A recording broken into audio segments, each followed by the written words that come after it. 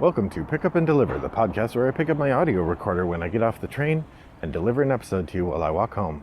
I'm Brendan Riley.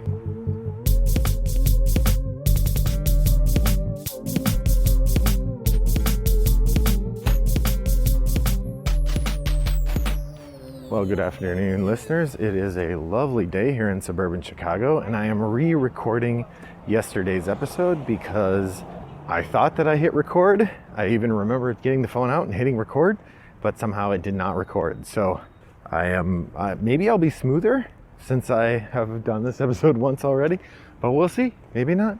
I did once have to do an episode 3 times because I had 2 failures, but hopefully that won't be today.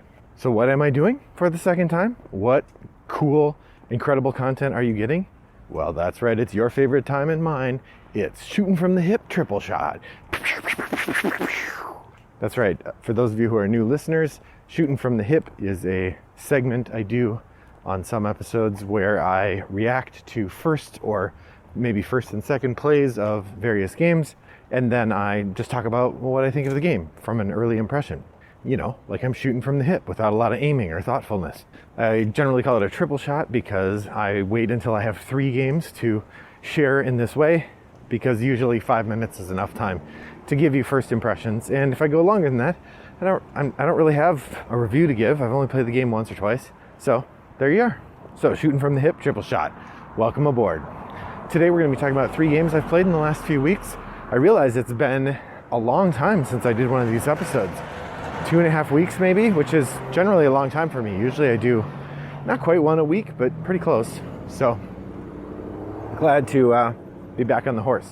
The first game I want to talk about today is 221B Baker Street. Now this is a classic game that's been out since the 1980s. I got my copy for $2 from Goodwill, and I will say this was a bit of a nostalgia pull for me. When I was a kid, going to visit my friend Titus and staying over at his house, his family had a lot of British stuff. I'd say they were Anglophiles in the best way.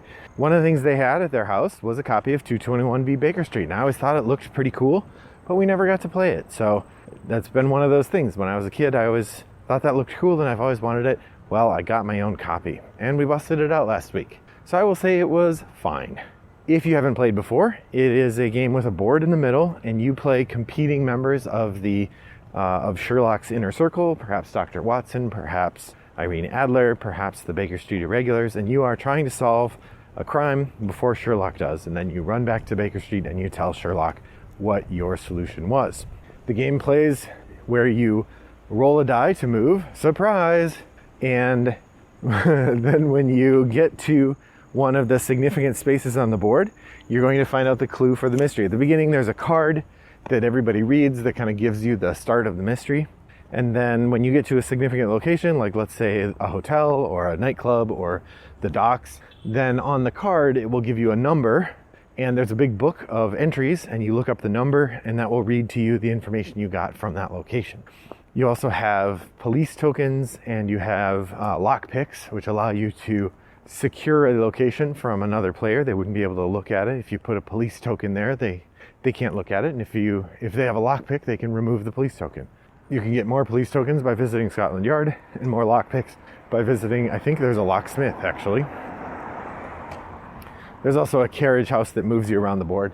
It was fine. The mystery was interesting enough, but really there were 3 or 4 crucial clues out of the 9 or 10 locations. And if you got those 3 or 4, then you definitely knew the answer. There were a couple misleading clues where if you got that one and didn't get another, you wouldn't necessarily go down the right path. So it was a pretty interesting mystery. You know, it did suffer from the problem that roll and move games suffer from, which is uneven movement.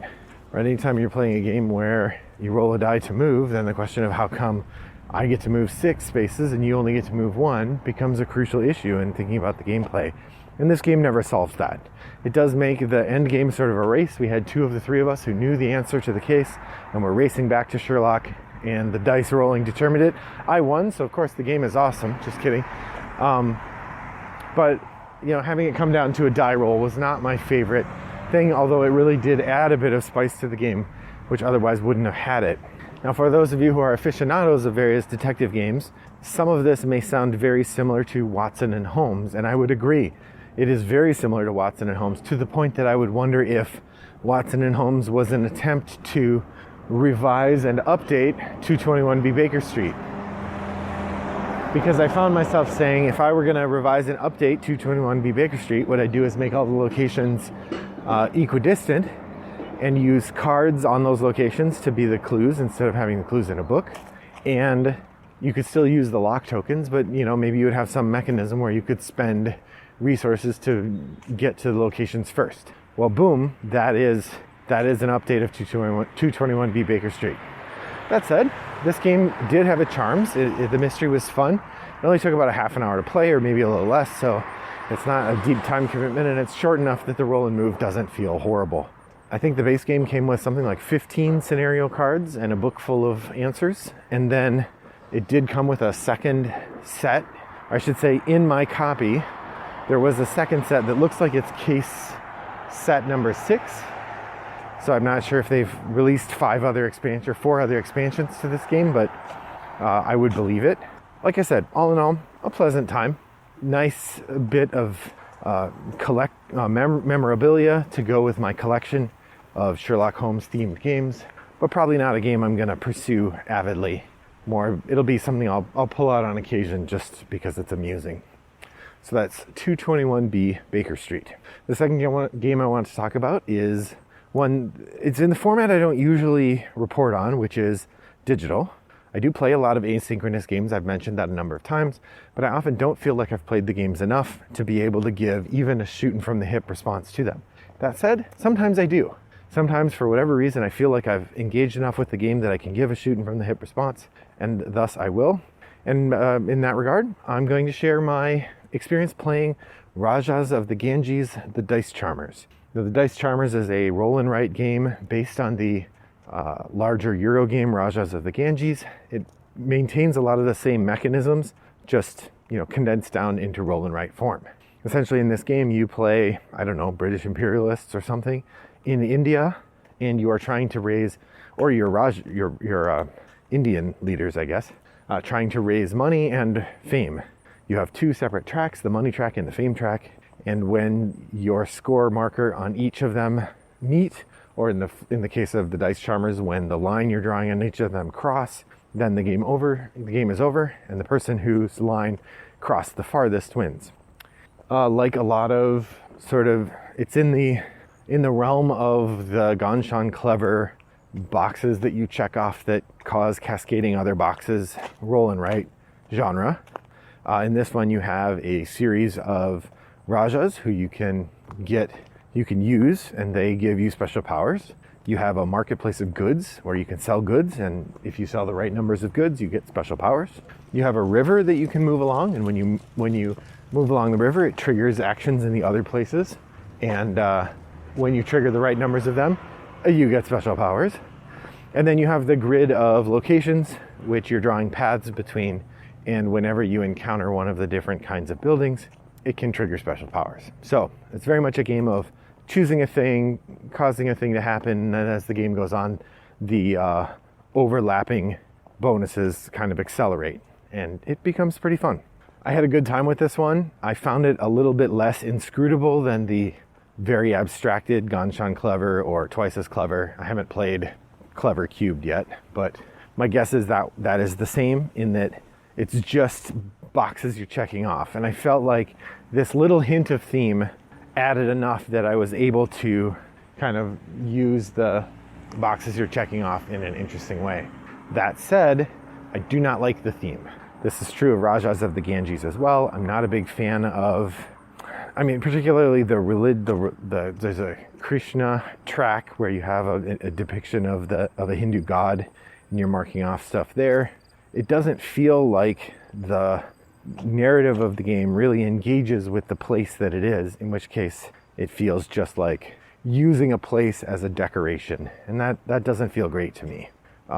This was a problem I had with the original Rajas of the Ganges as well, and it continues to be a problem for me with the Dice Charmers as well, as is the name the Dice Charmer seems to play on the stereotype of the Indian snake charmer, which itself is problematic. So, enjoyed my plays of Rajas of the Ganges, the Dice Charmers. I probably would play if invited again, definitely won't be buying it. So the third game I wanted to talk about today is Terraforming Mars, the Ares Expedition. Terraforming Mars is, of course, one of my favorite games. It's a delightful drafting and tableau building game with really interesting mapping mechanisms and lots of overlapping science cards that allow you to build, or overlapping cards that allow you to build interesting engines. Then there's another game called Race for the Galaxy, in which you have a hand of cards and you use a second set of action cards to pick one action each round, and every action that got picked by any player gets performed by every player, but the action that you particularly picked, you get a bonus with. So this means some rounds everybody picks the same action, or almost everybody picks the same action, and there's only one or two phases in the round. Other rounds, if everybody picks different actions, you could have 3 or 4 phases in a round. The game is themed, so that's Race for the Galaxy. Terraforming Mars, the Ares Expedition is essentially if Race for the Galaxy were themed around Terraforming Mars. In this version of Terraforming Mars, we've gotten rid of the board where you're building all the forests and cities, and now we just have a tracking board where you track the oxygen and the heat and your points and the number of oceans that have been built. 9 is the answer. You still have the same goal. The goal is to get as many points as you can while advancing the shared goals of oxygen, heat, and oceans. Once all of those things have been maxed out, the game ends and the person who has the most points wins. Like Race for the Galaxy, this game has different phases. In each of these phases, you get to play a certain kind of card. So there's the first phase is green, you can play a green card. Second phase is blue, you can play a blue card. Third phase is actions, meaning that you can activate things on your blue cards. Fourth phase is there's a red, you can play red cards. Actually, I think when you're playing blue cards, you can play blue or red. And then the fourth phase is production. This is the biggest difference from the other Terraforming Mars is in the base game, every round you get new resources. In Terraforming Mars Ares Expedition, you only get resources, you only produce when someone plays the production action, which means that you could have multiple rounds where you don't produce. If you're counting on somebody else to trigger production for you, you could be out of luck. On the other hand, triggering production helps everybody else. So there's an interesting tension there. The tableau building is pretty interesting in the game. There's lots of good cards. The biggest, maybe the second biggest change after getting rid of the board is the art. All of these cards have a consistent look in the art. It's high quality and interesting to look at. It's a shame that they can't, I mean, they probably could release update packs for the original Terraforming Mars in which they retrofit this art back into the original game, or perhaps they release new versions of the art in the game. The problem is that with all the expansions, there's just a ton of cards for the main game of Terraforming Mars. It would be an excessive experience to make new art for all those cards. That said, I bet people would buy them. I would heavily consider buying them, frankly. So that's Terraforming Mars Ares Expedition. It's a fun game, but I would not say, if I were evaluating, which I guess I am, I would not say it's better than either Terraforming Mars or Race for the Galaxy. The one difference would be, if you really want that Terraforming Mars feel, I feel like this game does capture a lot of that feeling.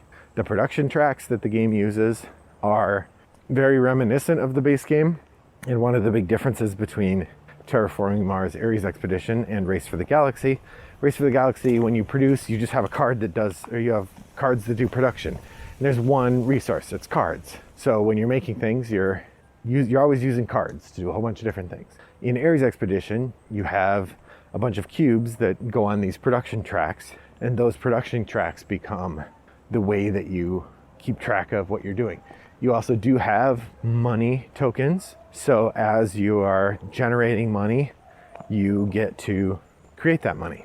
One of the big differences in this game is you don't create any steel or titanium the way you do in the original game. Instead, having steel or titanium resources just gives you a discount every time you use steel or titanium cards. So if you have 2 steel and you build a building card, you get to take, I think, 4 cost or 2 cost off the building card because you have 2 steel.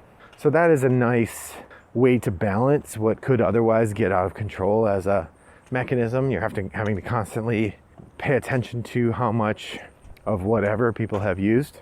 It's nice to be able to avoid that. Yeah, And the other big difference is that Terraforming Mars Ares Expedition is much shorter.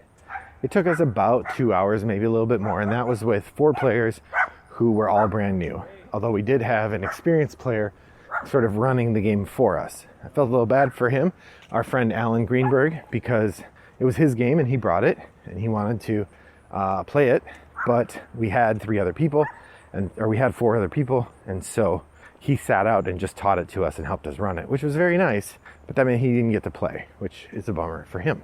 Like I said, the game took about 2 hours, and that was with new players. I imagine with experienced players, it's probably an hour and a half, maybe a little shorter even, because of the simultaneous play element. And it all depends on how quickly people pursue the goals. And that is much shorter than Terraforming Mars, which generally runs 3 to 4 hours and just takes longer. So that is the interesting dynamic between the two from the Terraforming Mars side. On the other hand, you don't get the cool board element, you don't get the placing of forests, you don't get the building of cities. All of that is gone, and I think that is a crucial part of the game that I find really attractive and fun.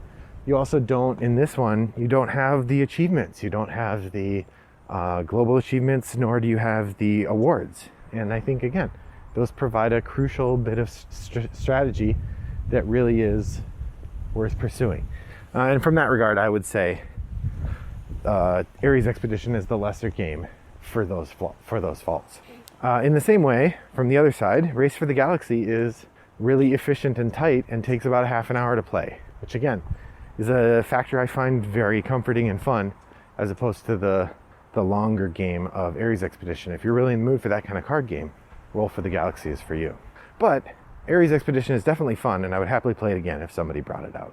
So what do you think of any of these games I mentioned today? There's a place you can let me know, and that's on Board Game Geek in Guild 3269, which is the Pick Up and Deliver Guild. You can let me know what you think of the games and when you've played them. You could also go there to tell me what you've been playing lately and just converse with the other people who listen to the podcast. If you'd like to reach out to me directly, you can send me a Board Game Geek mail message to the username Wombat929, or you could email me, Brendan@Rattlebox Games. That'll get right to me as well. Thanks for joining me today. I hope that your next walk is as pleasant as mine was. Bye-bye.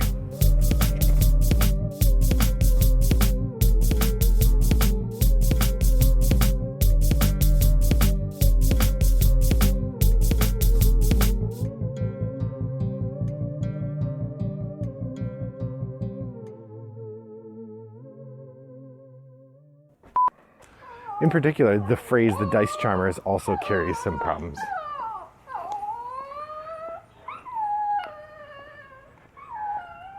That's a dog. Brought to you by Rattlebox Games.